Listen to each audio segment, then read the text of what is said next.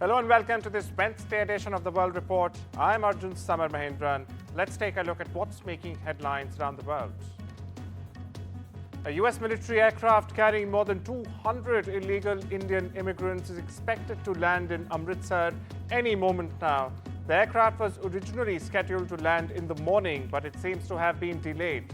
Reports suggest that the C-17 Globemaster took off from San Antonio in Texas and is carrying illegal immigrants hailing from Punjab and neighboring states. Now this after Donald Trump assumed office as the US president last month. The country's law enforcement agencies have launched a crackdown against illegal immigrants. The US military has deported illegal immigrants to many countries already. My colleague Mohammed Ghazali joins us for more on this developing story. Ghazali, what's the latest on the ground right now? Has the flight landed? Is it about to land? What's happening?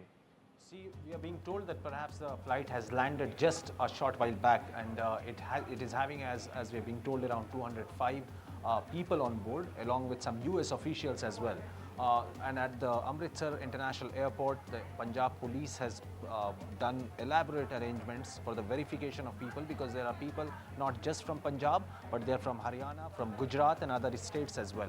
As per the sources, maximum number of people are from Gujarat and Haryana, followed by Punjab. Yesterday, the Director General of Police, the Punjab DGP, was in Amritsar to take his stock of the situation, and he also said that he is being told that there are certain people who may be deported back as well, because all the documents will be checked, verified. They will also verify the criminal antecedents or criminal history of these people who have been deported from United States. There are certain people, what we are being told is that they were legal migrants there. They had all the documents, but after their documents expired, they overstayed there, and that is why they are being deported. In December, identity seems to be at the center of this. Now, are there any specific measures that the Indian government has undertaken to verify all their identities, so to sift through them and then, sort of let them into our system, back into our country? See, the way both US and Indian government, or say the state governments also, have not responded to this entire episode which has been unfolding for the last 24 hours, suggests that when our External Affairs Minister, Mr. Jaishankar, was in the United States to attend the inaugural ceremony of Mr.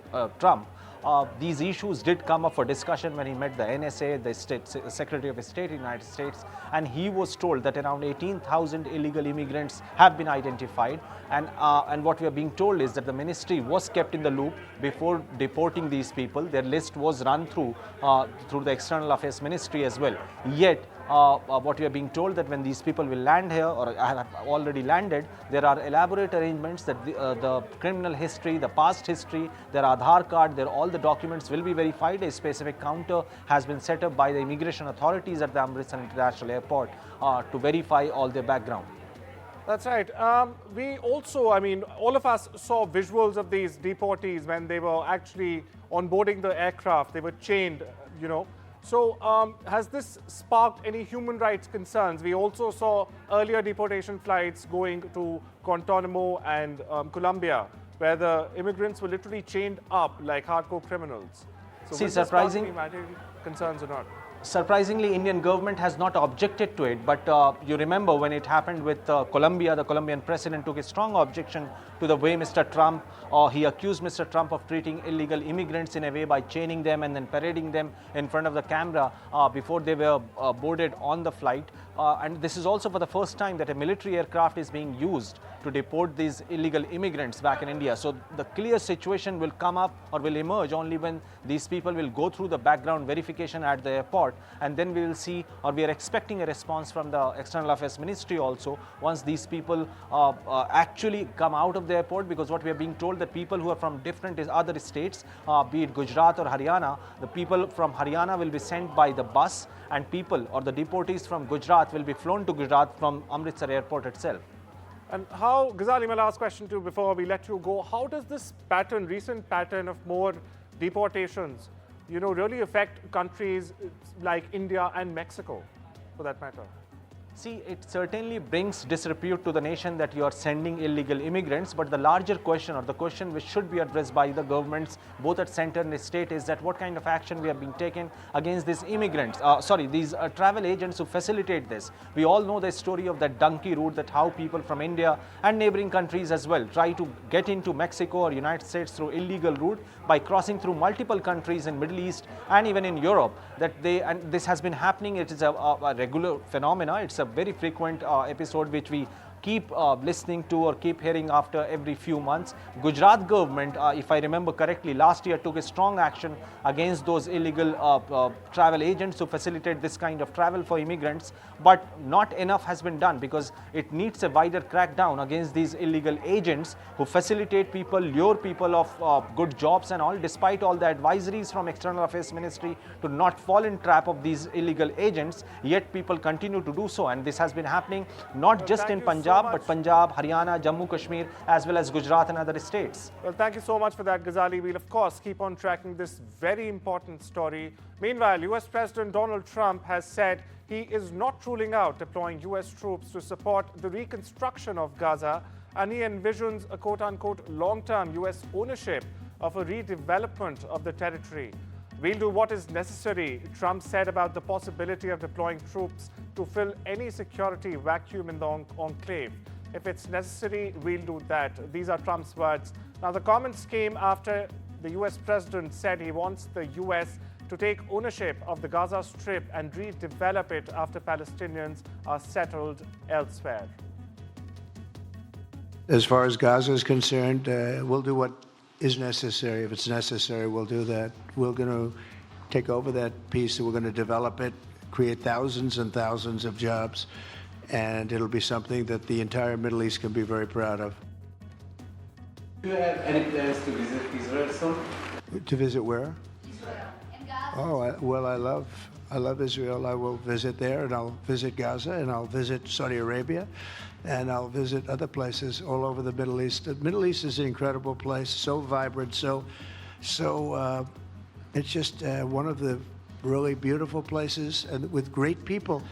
And I think a lot of bad leadership has taken place in the Middle East that's allowed this to happen.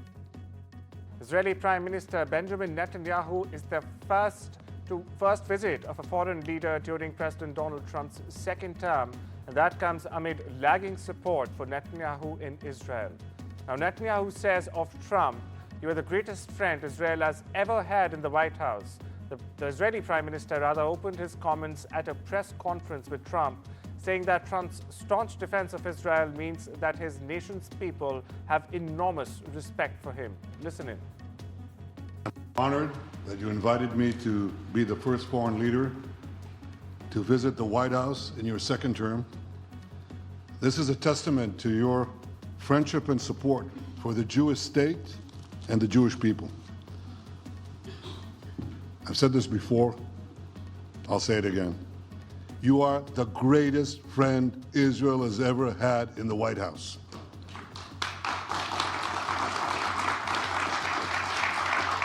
And that's why the people of Israel have such enormous respect for you. Meanwhile, US President Donald Trump said on Tuesday he is in no hurry to speak to Chinese President Xi Jinping to try to defuse a new trade war between the world's two largest economies that sparked by his sweeping 10% tariffs on all Chinese imports. Now, Beijing imposed targeted tariffs on US imports on Tuesday and even put several companies, including the likes of Google, on notice for possible sanctions in a measured response to Trump's tariffs. Meanwhile, Trump will sign an executive order on Wednesday designed to prevent people who were biologically assigned male at birth from participating in women's or girls' sporting events. Now, the contentious order, which Trump is expected to sign at an afternoon ceremony, marks another aggressive shift by the president's second administration in the way the federal government deals with transgender people and their rights, in fact.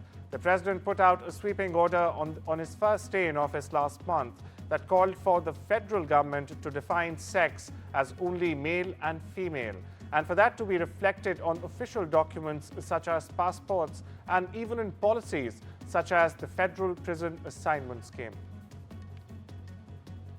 Meanwhile, OpenAI CEO Sam Altman is on his second visit to India in as many years. Altman has reaffirmed the country's potential as a frontrunner, in fact, in artificial intelligence, particularly in building small and reasoning models.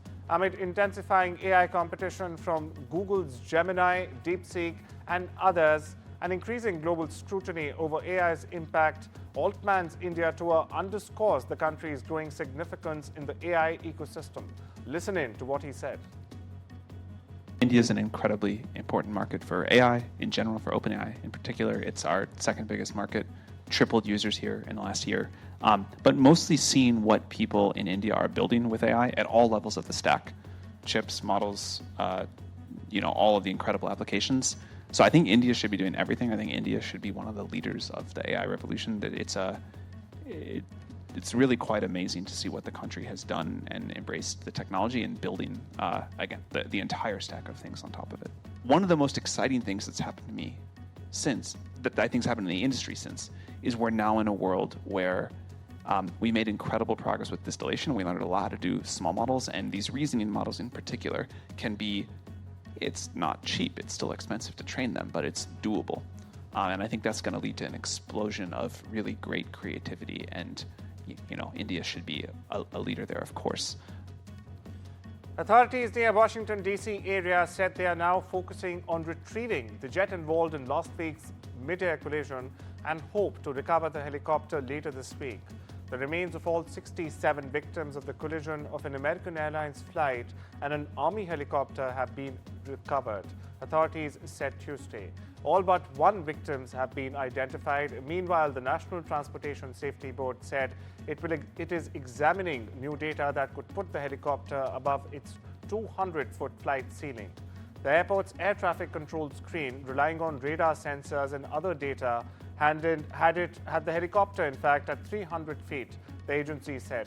However, the figure would have been rounded to the nearest 100 feet, according to authorities.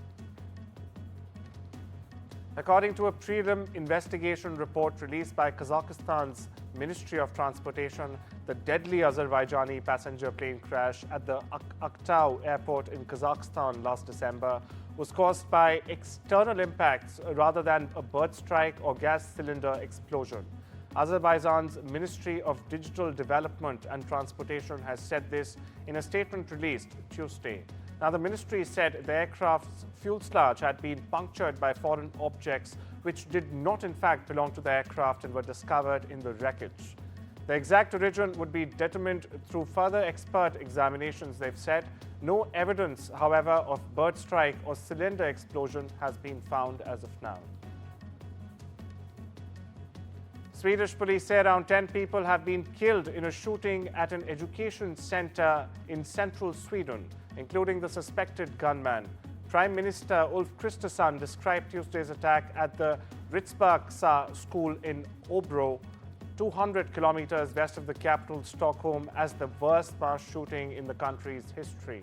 Meanwhile, police say they believe the male perpetrator to be among the dead and that he was not previously known to them. There was no immediately identifiable motive and he was believed to be acting alone, they said.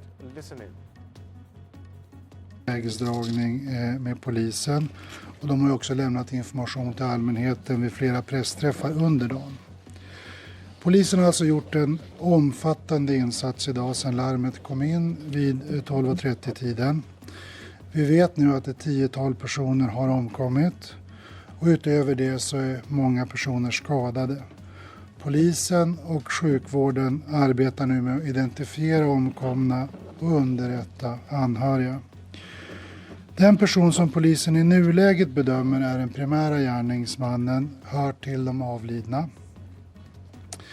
Det rör sig om en person som inte är känd för polisen sedan tidigare. Pakistani President Asif Ali Zardari arrived in Beijing on Tuesday for a state visit to China. At the invitation of Chinese President Xi Jinping, President Zardari will pay a state visit to China from Tuesday to Saturday. Meanwhile, back at home, the Pakistani government's recent amendment to the country's Cybercrimes Act has seriously threatened internet freedom and free expression as well. Human Rights Watch said on Tuesday, calling on the nation's parliament, in fact, to repeal or revise the Pakistan Electronic Crimes Amendment Act 2025.